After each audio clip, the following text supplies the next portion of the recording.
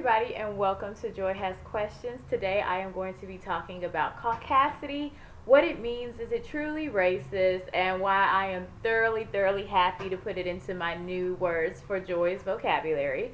Also going to be talking about Karreuche, the plight that she has now with Chris. Like, have they not been broken up forever? Why is this still a news story? I'm also going to be talking about how number 45 had the audacity to bring his little crispity crackety Cheeto pretzel ass into the National Museum of African American History and Culture, and why Clorox, Armor All, bleach, Windex, what's else, something that our parents, Neosporin, somebody of like a cleaning, healing agent needs to just go in there and do a complete run through, because I know the ancestors were like, I feel like the pictures were shaking on the wall like as he walked in there. No one needed it from you, buddy. Also going to be talking about just locally what's been going on in terms of the activist movement, going into Black Sex Matters and why I am thoroughly in love with this movement and everything that it stands for, as well as yoni eggs. I'm excited to buy mine.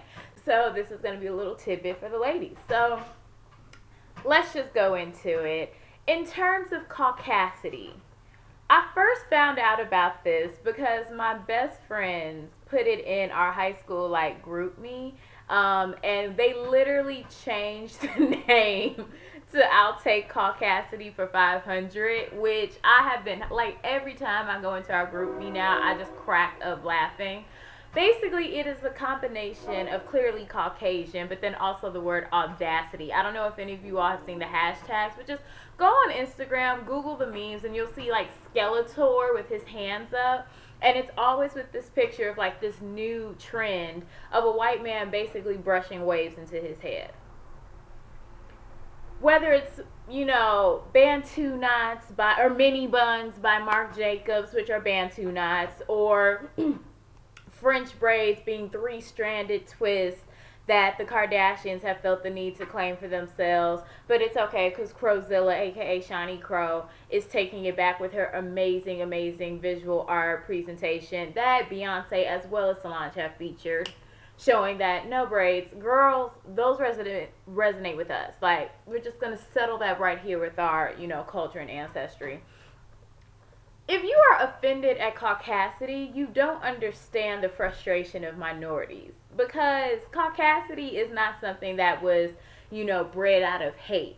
Nigger is a word that was bred out of hate. A pickaninny, a jigaboo, a spix, a wetback, a honky, a cracker. Give me any racial epithet, a chink that you can think of. And those are words that are spread to specifically dehumanize and be derogatory for an entire culture and ethnicity, or ethnic group, as you used to say. Caucasity is literally showing like it's almost like a comical way to treat appropriation. Like, just because people of color sometimes, like, it literally is like, let me just laugh at the pain.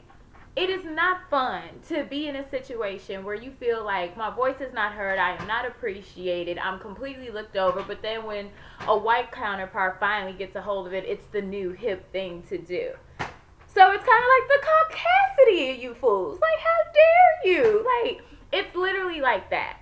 And let's be real, if you're not the white person doing it, then you shouldn't be upset. Like the Cash Me Outside girl said, and which blew my mind and shocked me. She said, well, I don't think I'm trying to act black. Black is a color. She was like, I'm ghetto, I'm hood, but she was like, I was raised in the hood. And I was just like, I still don't agree with that little white girl, just because I'm like, you are about to make money hand over fist for something that a black girl in Texas was in a bathing suit just kicking it to, little trap tunes, and she got WWE'd onto the grass by a police officer. Still kind of don't feel it, but I do respect the point that she made, because it was a valid one. You can't sit here in one breath and be like, oh, well, you're homogenizing. You're really not homogenizing. Like, it's a comical play on words to something that bothers a lot of people. And if it takes this for you all to get in you're making fun of it. Yep, sure are. Deal with it. We have to deal with everything else. Getting shot in the back, trying to reach for a cell phone, and all of a sudden y'all saw Uzi, asking why am I getting arrested because my tail light was out, asking for help, and I get gunned down. Like, the list just goes on and on. This is the least of white people's concerns. Sorry.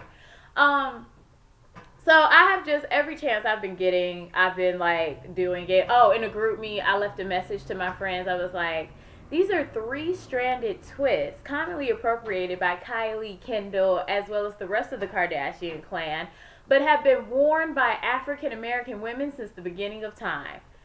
What are braids, Alex? You're right, Joy. Okay. I'll take stop stealing Beyonce's awards for 1,000. Like, I've just been doing that in the group me every day at work, at home, and it's me and my friends have been cracking up to it. Whoever created it, kudos to you, young man, young woman. You are a pillar of strength. Thank you. You get the Maxine Waters Award. I love you. Moving on, number 45. Finally decided to go, to the National History Museum for African Americans, which, by the way, let me tell you, I went there last year and it completely changed me in the sense of just what it stood for, what it meant. I still get chills thinking about it. You can't go there once to fully like, it is such a sensory overload and a history overload. Like, I left with a headache, but in a good way. So I say that to say, like, it is the most collective, spiritual, like, you hug strangers, it's just a beautiful, beautiful place to be. So to have it, like, besmirched by his little raggedy, big booty Judy behind going in there. Mind you, you didn't want to go before because you don't know why they were celebrating Senator John Lewis, who has done more for civil rights than you will ever do for the civil rights of white Americans, let alone everybody else in this damn country. But now you decide to roll your little raggedy behind in there. And as someone who has used Clorox products my whole life, my whole house has always smelled like the little wipes and Pine Sol. I remember doing dishes, dancing with my mom. She put a little cap full of bleach, when we were cleaning the kitchen, utensils and stove utensils. Do what you have to do. This is your community give back to us. I feel like you and a sage distributor in the United States of America need to just show up and be like, this is our community activism for the month. We're just going to come here and wipe everything down because we feel like the chakras, the spirit is off.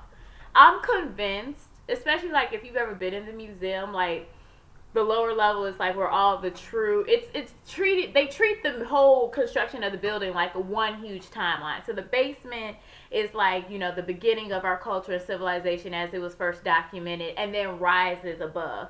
I feel like he couldn't even get to the fourth floor. By the time he was on floor 1, they was questioning, like, do we really want to go up to these other levels? Because I don't think this is going to end well for him. Like, it was just that sort of like, no, why are you here?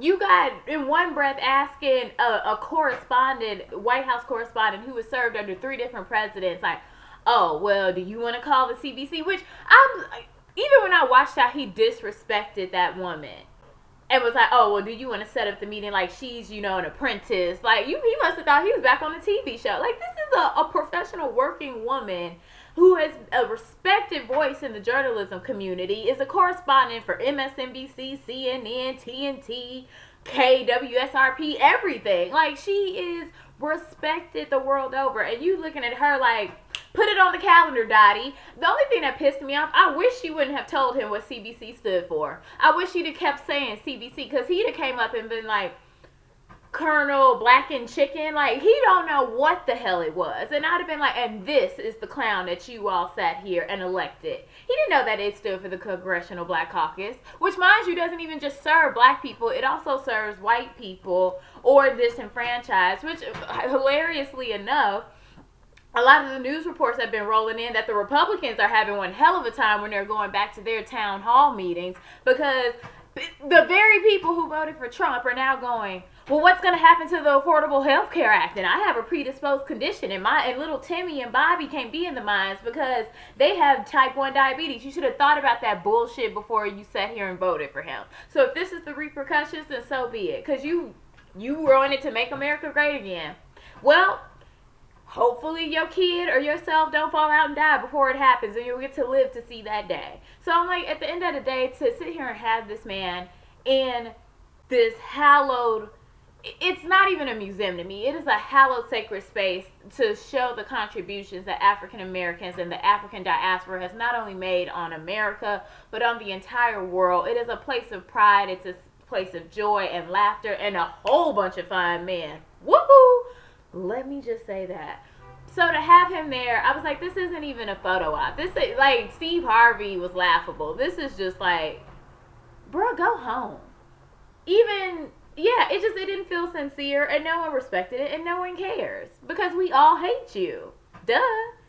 And then finally, the only thing I guess if we're moving on to like a pop culture nature, poor little Karreuche got to take up karate. And I'm not saying that to be like, oh, she's being disingenuous. She could take up karate. She could take up UFC boxing. She can do Fight Club like Brad Pitt. She can get like Jennifer Lopez and enough and set her dude up at the end and make it like a murder self-defense. She can do whatever. But at the end of the day, it's kind of like, I am so tired of hearing this story get resurrected. This story has been resurrected more times than Nene Leakes wigs. It's been resurrected more times than Lazarus. It has come back more times than Lil Kim's nose. Like, at this point, it's really just a matter of,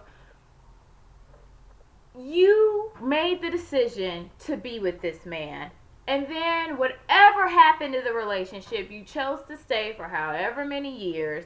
You then made the decision to leave this man. You put out the restraining order. And that should be it. To be honest, I don't even care. It's not even like me looking at Karreuche sideways. It's more so looking at the media attention and the fact of like, she is not the first person to put out a restraining order. And anybody who knows Chris Brown or, you know, the fuckboy-esque activities of men like this who can't articulate their feelings, their emotions, and always they're sitting here having like, you know, some sort of temper tantrum. At the end of the day, you already know he still been texting her. This fool stood out in the club and hit her with the, oh, so you just not gonna talk to me face? Like, we already know what Chris Brown is capable of doing. So it's like, yes, the girl put out a restraining order. Next, we knew the days of future past was going to come. Like, this ain't, Professor X could have seen this coming. This does not require having some huge sensationalism. Like, if anything, it just requires for her to be more mindful going out in terms of who she dates and what grace is her love willing to give. What are you willing to put up with? Because that's insane to me. And then for him to respond, like, I don't know how he keeps getting women. Like, and I'm not even saying this little cowlick is bothering me. Sorry. But honestly, I don't know how he keeps getting in relationships. And I'm not saying that to be rude to him, because I honestly want Chris Brown, yes, he has been diagnosed as bipolar, but I want him to put in the work to actually, like, get his shit together now that he has been diagnosed. You can't treat women like this. It's unacceptable. It's too much. It's too much and not enough at the same damn time. And I wish them well, but please stop making it a story on Baller Alert and Shade Room, because I would rather see them talk about, hell, Dashiki Pride or somebody else's clothing line instead of this. And then lastly, I just really wanted to touch on Black Sex Matters. It is a movement that is stemming out of Chicago, Illinois, being led by Christiana and then my friend Serena Ali, who was a part of that team. It is an amazing, amazing, amazing, amazing movement. And for someone like myself who has at times been self-conscious in terms of where I stand as a black woman or a woman of color in terms of the booty. Yeah, the booty spectrum too, because Lord knows I don't have cakes, but the beauty spectrum. Just looking at and, you know, feeling at times inadequate or not enough. To see this movement coming out and showing that the reason why Black Sex Matters is important because it is the essence of our creativity. And from our creativity comes change. And from our creativity or from the essence of us literally comes life. And that is a beautiful, beautiful thing to celebrate, to put on display, but also to protect and respect. So the last event that they just had at the Stony Island Arts Bank in Chicago was phenomenal. I encourage everybody to go on to Instagram and follow them, or go on their Facebook and just follow the movement to see everything that it's about. I support these queens and kings. If they need anything from me, they got it. I did the social media for the last event, so I was really happy with that and the turnout. The pictures came out amazing. But one thing that just stood out to me was seeing this young woman who did a burlesque performance, and she was plus size and pasties and just rolling around with all of her sexiness. And I was just like, and here I am afraid to go outside my house because I feel I'm not pretty enough. this is a beautiful queen with confidence, and I wish I can exude the same. So that's why I think a movement like that is important, because it helps shape and change the trajectory of how you think. That's it for this day in terms of Joy Has Questions. I will see you lovelies Friday or Saturday. So toodles.